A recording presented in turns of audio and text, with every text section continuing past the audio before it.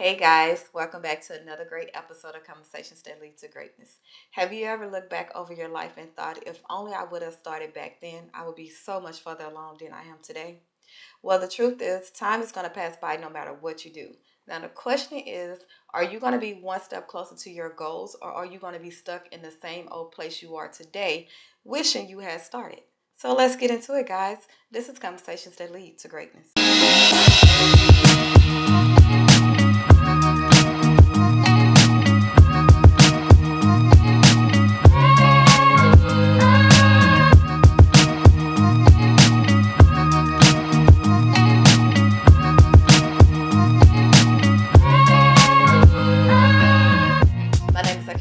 And I'm Lester Smith. And welcome back to our podcast where we educate, motivate, and inspire you to break free of your limiting mindsets in marriage, faith, and finance that hinders your ability to create the life you desire.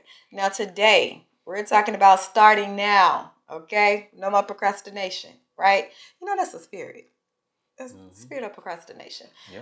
So, today, we're going to the takeaway from this episode is to motivate you to stop putting off what you can do today for tomorrow, because we all know tomorrow never comes, right? So before we get started and jump into this topic, if you have not already, guys, subscribe to our YouTube channel. Go ahead and join the family of like-minded individuals. Okay, all right. You ready, Poppy? Mm-hmm.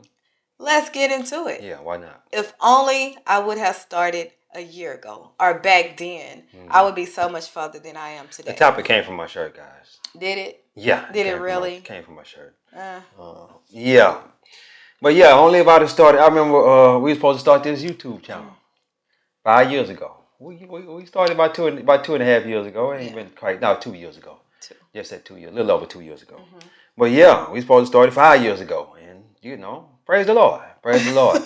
But we started it though. We started it, but don't be one of the people that just procrastinate, and never start what you're supposed to start.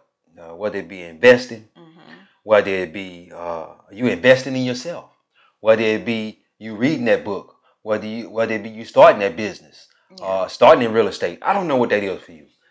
Don't look back a year from now, or 2 years from now, 5 years from now.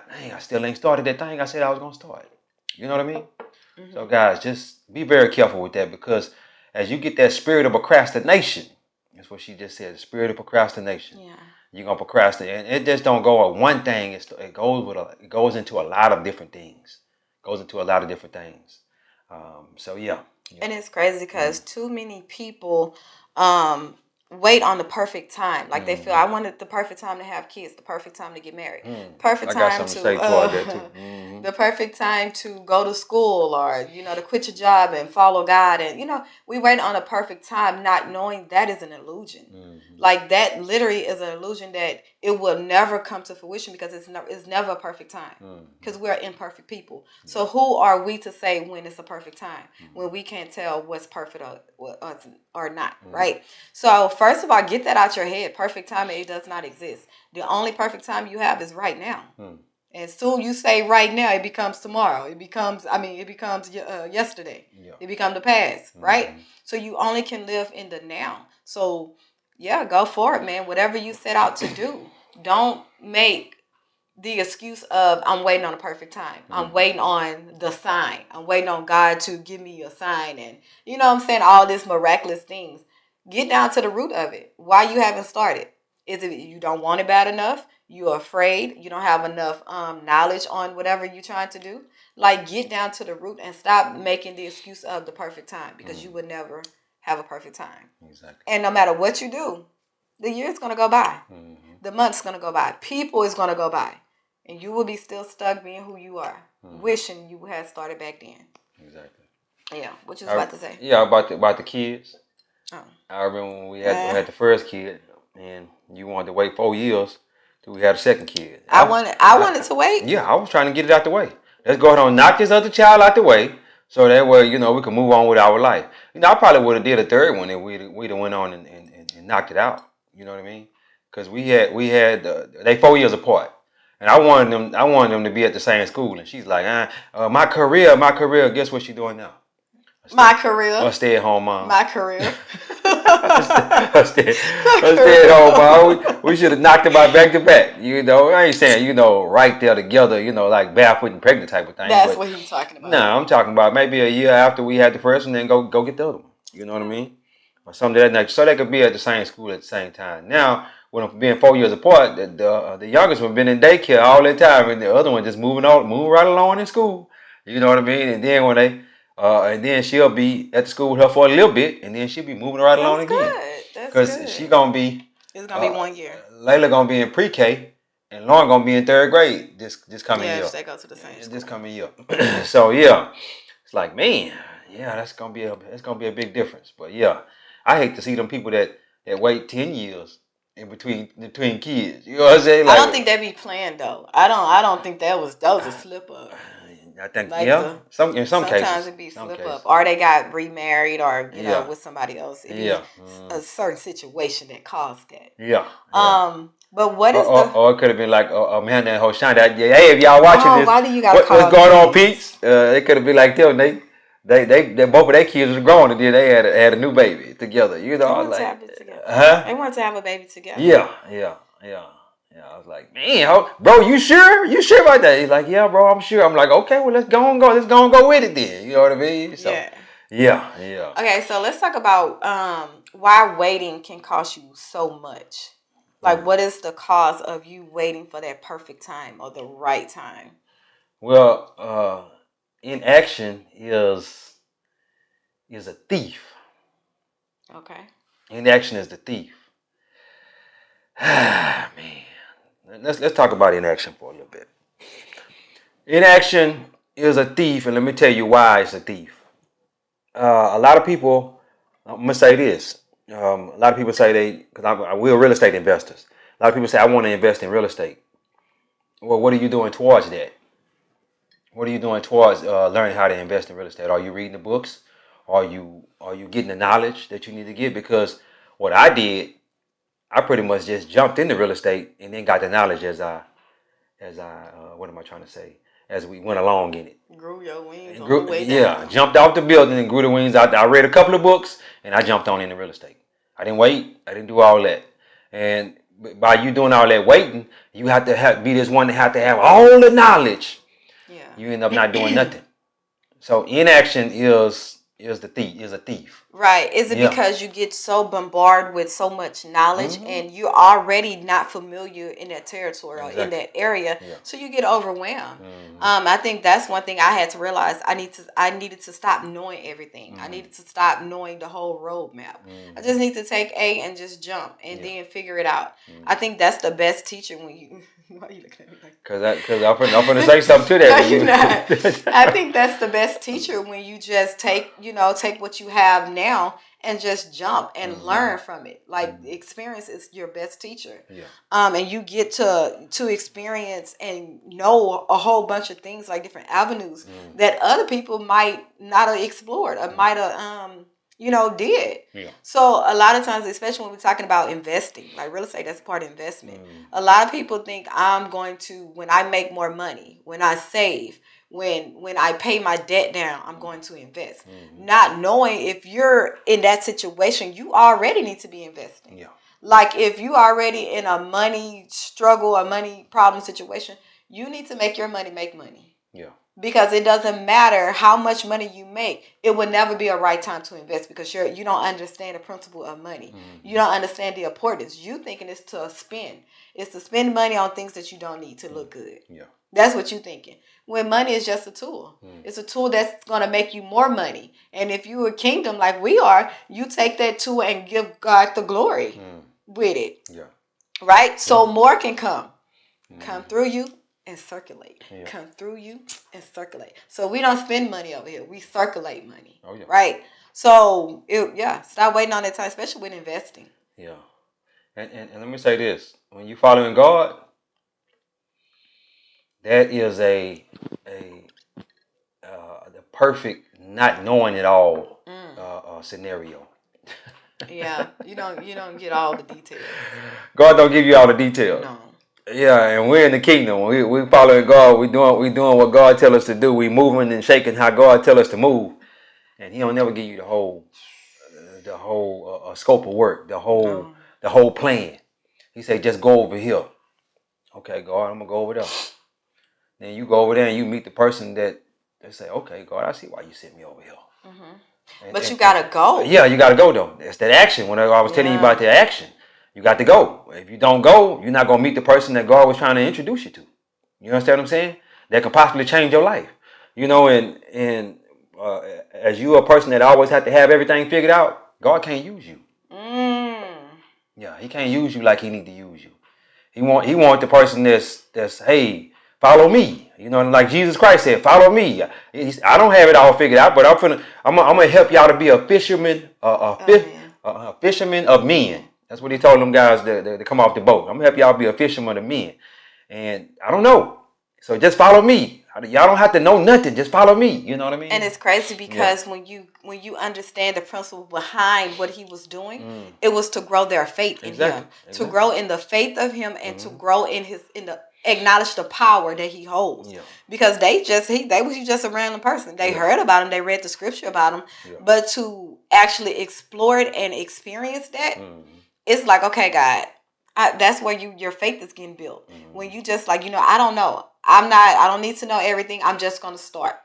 If God, you told me to do this, I know you backing it up. Now, if I'm doing it out of me and I'm thinking, then God He don't have to back that up. But when I know, like when you know God is telling you to move, God is telling you to start something. It can be something so small as starting reading a book. It can be something so small as going networking, talking to someone at the gym that He been putting on your mind. Just that alone. When God tell you to do something, knowing that He's going to back you up. So only good can come from it. Like, that's what I had to learn. Like, why am I afraid to start? Why am I afraid that I'm going to fail before I even start? Like, if you get to that point where you afraid to start because of failure, you would never start. So you gotta climb that mountain of being afraid of failure. Failure is a process. Failure is knowledge. Failure is wisdom. That's how I look at it. So fail and fail fast. I say learn a few things and then move. Just learn a few things. Don't go over here and read 15, 20 books and all that. Don't do that.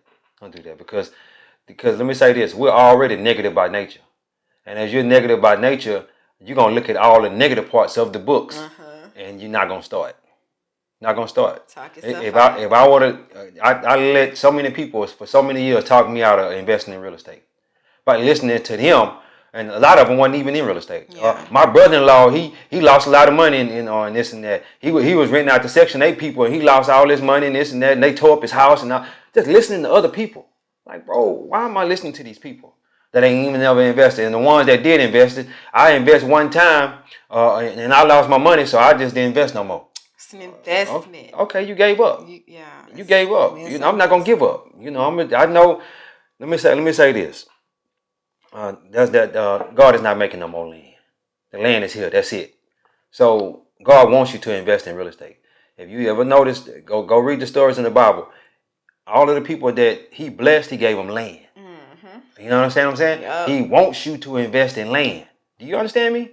He wants you to invest in gold and silver as well. As you keep doing that, you're doing what God wants you to do. God also wants you to be an entrepreneur.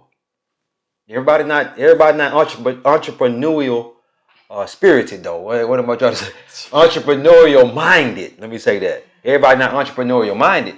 But if you go and read the Bible as well, all of those people were entrepreneurs in the Bible. There was no employees in the Bible. The only employees were slaves. Yeah. So just think about that. Think about that. So, it takes more faith to be an entrepreneur than it does to be an employee. Yeah. It takes way more faith. Yeah. And it's crazy because when we connect starting, you connected to faith. Because when you when we first even just retired and jumped into this thing full time, we didn't know what. We didn't even know a year from now what we will be. We didn't even think we will hit 250 subscribers. That was the first goal. It's like, let's double that. Now we are at 8 something, almost 1,000. Imagine if we would have just kept putting it off. Like, man, I don't think who gonna listen to us. Who want to, the content we're bringing, who want to hear that because it's not popular. Exactly. It's not culture. It's going to make you change. It's going to better your life. Yeah. But everybody is not looking for that. Everybody is looking for a relief, looking to laugh, looking to push their problems away instead of facing it, right?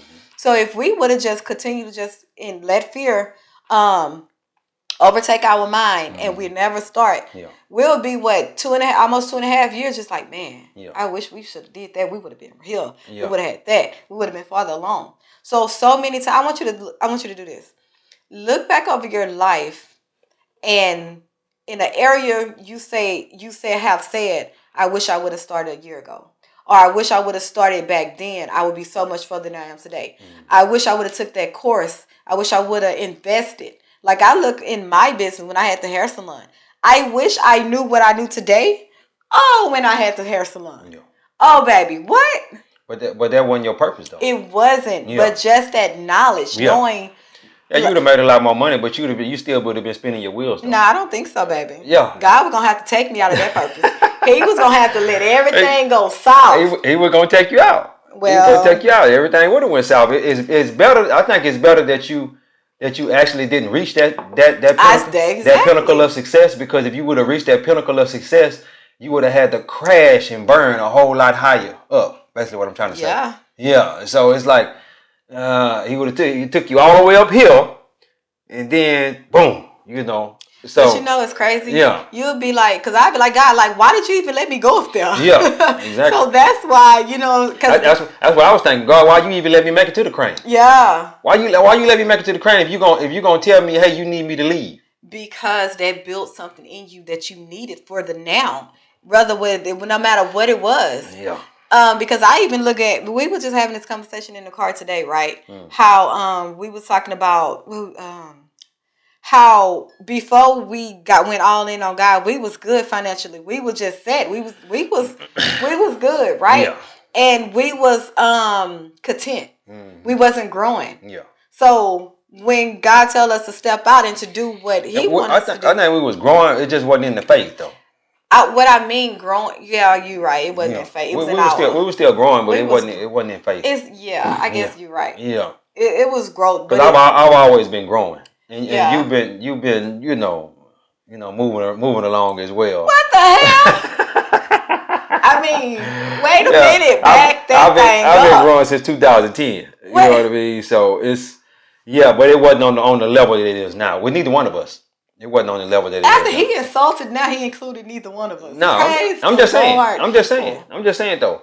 But now we have to grow on the level that we're growing on, because we're teaching to other people. Yes. Especially with the mentorship and stuff like that. We're teaching other people now, and we're teaching the people on this podcast. So we have to grow at a different level than we was growing back then. It was growth there, but it definitely wasn't on the level that it is now.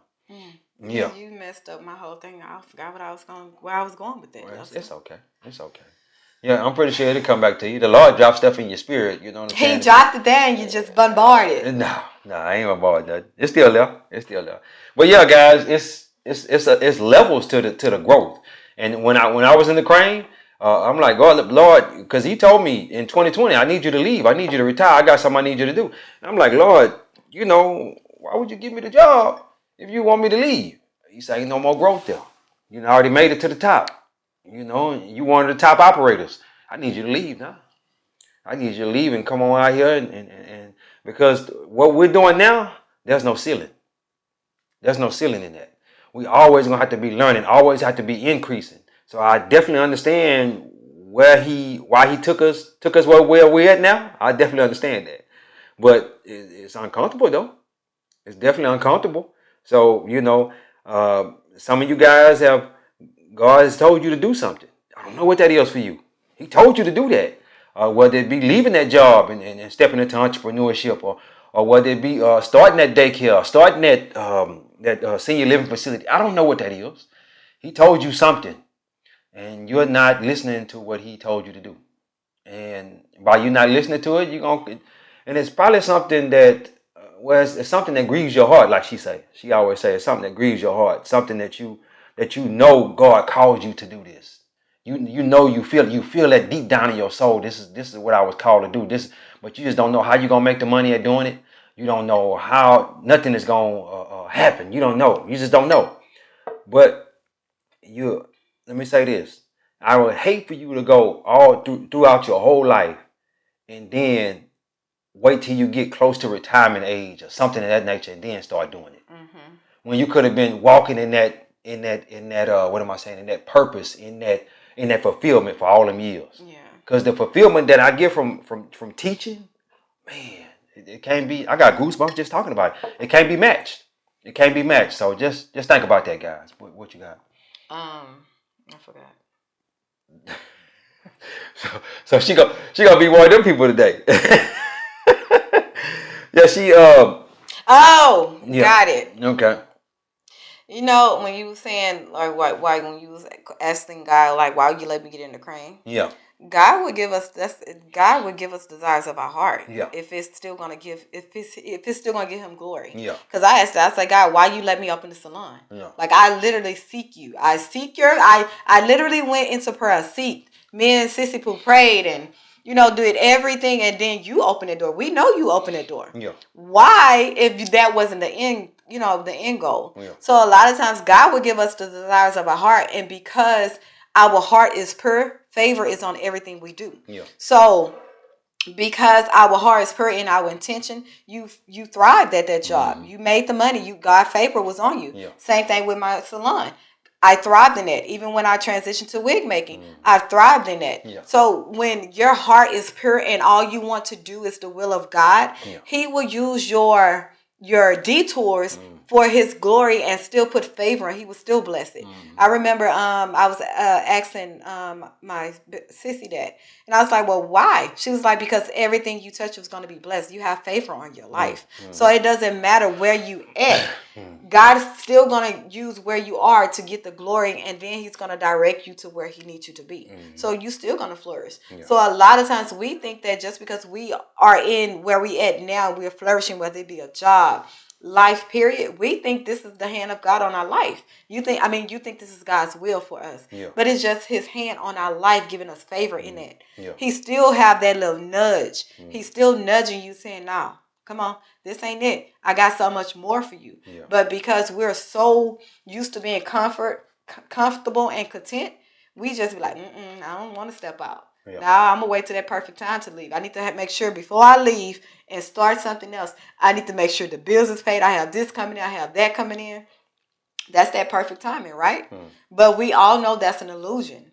That is an illusion. Yeah. So get it out your head. It's just like with balance. I need to find balance. I need to find balance. That is an illusion. You off balance because you're not in your purpose. You're not doing what God called you to do. So therefore, that imbalance that's coming in your life, you need to get rid of certain things. Things that's not no longer serving you. Yeah, no longer serving you. Stop trying to make it fit into who you are now. Yeah. So yeah, that's that balancing. I meant to say that when I asked that question. What's that? On the mentorship, when it's like, how do you find balance? And I was like, I struggle with that too, but God let me know that was just that's an illusion. Yeah. You will never find balance when you're trying to fit something that does not supposed to fit. Get rid of and step into the mold that God has for you. Yeah. Then you will have balance. Everything will start working together. With a lot of those guys in the mentorship, a lot of them are young, and I really appreciate that because of me being in their lives and them being so young. Because the reason being is because I didn't have nobody when I was that young, so that way I can kind of have basically. And let me say this: having a mentor that's a God-fearing mentor, a mentor that has a relationship with God, that's the best thing you could have. That's the best thing because God gonna speak through me, and I can talk to them and help them get closer. Because I can say this. I didn't had the money. I done went to work and worked all them years and toiled and sweat and worked 7 days a week and all that. And I can tell them, hey, that's not it. You still gonna be empty. Yeah, that's not it. You still gonna be empty. Because I was in those last years when I was in the crane, I'd have made it to the top now. Now I'm feeling unfulfilled. I'm feeling unfulfilled. Like I need to be doing more. It's more out there, and I can tell them that, hey, I've been there, bro. This ain't it. Or hey, I've been there, sis. This ain't it. You need to come on to this other side and get that fulfillment and make the money as well. So if you can do that, man, that's the get the fulfillment and make the money as well. That's like the That's it. That's it right there. I don't even know what to call it. That's like it's something that can't be matched. It's unmatched. Because you have now aligned your life with the will of God. Exactly. Now you're in alignment. So all the blessings that's supposed to come to you, everything that God has for you in heaven, you're now walking in alignment. So now you get everything. You see what I'm saying? Exactly. To do your purpose, to do your calling, to do your assignment. Is there. You're not toiling anymore. You're not wondering, you're not hoping, you're not guessing, you're not just throwing a arrow at anything. You have a target. So now you're making the decisions you need to make that aligns with your assignment. So it's easy, it's clarity. And to be honest, it's peaceful. Even though you don't know everything, you don't know how everything is gonna how it's gonna get to A, B, C, and D, you still have peace in that because you know at the end you're gonna win. No matter what, no matter how low you get. Like I have to understand, like no matter how low God drop us down from where we was, we will always come up. Like what's that song, When We Fall Down by Donnie McClurkin? But we get back up again. Fall down. But we get up. And that's the thing. When we fall down, you have to. No. Okay. When we fall down, we have to get back up. God is there rooting for. He's not gonna pick us up. We have to make take that step and make that initiative to get back up. And when you get back up, you're not getting back up with just yourself. You can back up a whole new person. Now you got experience. Now you got knowledge. Now you got wisdom to go even further. So you know. Man. That's all. Stop waiting on that right time, man. Don't wait. There's no such thing as perfect. There's no such thing as perfect timing. I'm waiting on the perfect time. I'm waiting on the right time. To get married, to marry this woman, to marry this man. It mostly be y'all. I don't I'm waiting on the right time to get married this woman, and y'all been together 5+ years. I'm gonna say this to you. Right time. Praise the Lord. I'm gonna say this to you. It don't start until y'all get married. It don't start until y'all get married. You say, you say, we've been in a relationship for 5 years. We know each other. No, it don't start till you get, because you're gonna have a whole new set of problems when y'all get married. That's when everything starts. Okay? It's like all that the last 5 years y'all been together. You can just cancel all that out. All that out. You can cancel all that out because the devil finna attack. What? The day you say I do, that's the day you say I do. He might start attacking before you say I do. He finna attack. Because he don't want y'all to stay married. That's why 50% of marriages end. 50% of marriages end in divorce. But they say 2% of marriages that pray together. They're 2% in divorce. So when y'all do get married, pray together. Pray together on a regular basis. I ain't just talking about just Lord bless my wife, bless my. No, get in prayer together. I'm talking about speaking in tongues, talking, or prophesying over each other, all that good stuff. Get in there together and pray. 2% of marriages that pray together end in divorce. 2%. Only 2%. Only 2%. Yeah. So you can be in that 98%, but 50% of the worldly marriages end in divorce. 50%. So it starts when y'all get married. I remember so many years we didn't. And the crazy part about it, we didn't have money problems. We didn't have money issues, money fights, money problems. That's the number one cause of divorce. But we didn't have that. We had them small foxes that ruined the vine. So be careful. We had pride and ego ruling our relationship. Yeah, pride and stubbornness. We both were stubborn, pig-headed. Pig or big-headed? Big-headed, pig-headed, whatever you want to call it. But we was that, and we just didn't, didn't want to. I would be the first one to say I'm sorry. I'd be the first one. Hey, let's get this over with. Let's move forward. And a lot of times I would just say, hey, I'm sorry, just so we can move forward. Exactly. Yeah, so we can move past it. Let's get on past it. Sorry without change. Ain't no sense. There's no point. Ain't no sense in walking around 2, 3, 4, 5 days without speaking to each other. Let's okay. We had an impasse. Now, let me say this. Now, what we do now?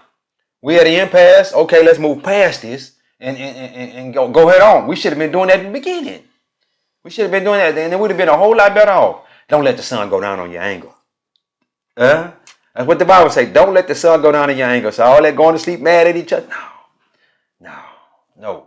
What you got to say? No. Mm-mm. You ain't gonna dabble on that? No, because that's the thing. That a lot of when you're talking about just say I'm sorry and let's move past it. Yeah. an apology without a change of behavior, that's not an apology. Yeah. Like that in 3 more days, we're going to be right back in the same spot. But sometimes we just not going to agree on though. But I understand that. Yeah. But a lot of times when we talk about relationships and being mad and, at each other's neck, it's about how you making a person feel, right? That's what it is a lot of the times. How you make me feel. And when you do this is how I feel, right? It's not about agreeing when that is a topic. Yeah. It's about acknowledging and accepting and moving past it and with a changed behavior. I think that was our problem early on in our marriage. We would both say how each other feel, but it felt like an attack. Yeah. So therefore we became defensive towards each other. We was attacking each other. Yes. Yeah. But we wasn't hearing the heart of this person, right? Because again, I was not truly submitted to God. He was not truly submitted to God. So how can we understand and have a heart that love the way God loved so we can understand and hear? You see what I'm saying? Yeah. So that's why I always tell people, man, if you're not submitted to God, like really have that relationship and submit to God, you can't submit to each other. Yeah. All you're going to hear is a partnership. Yeah. All you're going to hear is an attack, pointing the finger. But when you are submitted to God and you understand, let the love of God pour into your heart, you understand that he only wants the best for me. She only wants the best. So I'm going to do my best to make this person happy. If they're saying, hey, this is how I feel, okay, cool. What can I do to change it? You know the thing about it is, as I sit back and I think about that, you say, he only wants the best for me. She only wants the best for me. As I sit back and think about that now, back then, it was like, now you see I only wanted the best for you, right? But back then, when I looked at you as oh, she just stubborn, or she want everything her way. That's the way I looked at you back then. No, seriously. That's you were saying. Yeah, she only wanted her way, and if it ain't her way, it's the highway. That's it. You know what I mean? So, and if you're like that, you got to cut that off, man. You got to cut that off at the door. Let me say this: we are put here to serve, regardless of if you know that or not. I'm telling you that right now. You are put here to serve. Serve people and serve your spouse, serve your kids. We always say a prayer. Dear Lord, give me the wisdom to do the thing you put me on this earth to do in a way that pleases you and serves the people that you put me here to serve. Yeah. You can also say, dear Lord, give me the wisdom to do the thing you put me on this earth to do in a way that pleases you and serves this family that you're giving me to serve. Okay? You can put anything in there you want to put in there. But we're put here to serve though. And when you finally realize that in your marriage, in the relationships, whatever, you're going to be a whole lot better off. Now, I'm not saying just let people run over you and all that kind of stuff. No, I'm not saying that. But serve, though. What Jesus was doing, he was over there washing the disciples' feet. Like, the master, why you washing my feet? I'm not cool with that. He was put here to serve. And he wanted to show other people that, hey, you need to serve too. You know what I mean? Yeah, go ahead. It's crazy when you say serve, right? Yeah. Imagine we are supposed to serve our gift to the world. Yeah. Imagine you waiting on the right time and someone is in the world needed your gift. Exactly. Need to be talked to. Needed what God instilled in you. Like the seed that you was born with, you supposed to cultivate, develop that, and then what? Serve that to the world. So imagine you still waiting on the right time. Oh, I'm waiting on the perfect time. Yeah. Yet is someone else is still waiting on you to fulfill your God-given gift or your God-given assignment. Exactly. And when you don't fulfill it, they just they ain't gonna ever become better. Yeah. Well, in a sense, I think they'll become better, but it's gonna be by somebody else. It ain't gonna be by you. Yes. Yeah, you know what I mean. If they want to be better, that's another thing. Too. Yeah, they got to want it. Because I look at some people, I'm like, bro, you don't want it bad enough. Yeah, they haven't hit that. They haven't had. Yeah, you haven't hit that rock bottom yet. You got to. Some people just got to hit that rock bottom. I don't want to have to hit the rock bottom to realize that hey, I need help. You know what I mean? Some people got to hit the rock bottom before they realize they need help. Yeah. So don't be that person. Don't be that person that have to hit rock bottom to find out, hey, I need help. I need help. Now start now. And the way you could be a better individual is to start serving people. Start serving. You all right? I was trying not to cough because once I start. Yeah. But definitely, guys, we're gonna go ahead and close this thing out. Yeah, we're gonna close out because she she feeling a little under the there she goes. Come on, man. No, let me close it out. I don't have close it out. I don't have but anyway, guys, we're gonna go ahead and close it out. Stop procrastinating. Stop procrastinating. And also stop procrastinating about about investing in yourself. And come on in the mentorship. Come on in the mentorship. You can jump in the description at addictedtogreatness.com, addicted2greatness.com, and come on into the mentorship, guys. Guys, don't forget to like, share, and subscribe.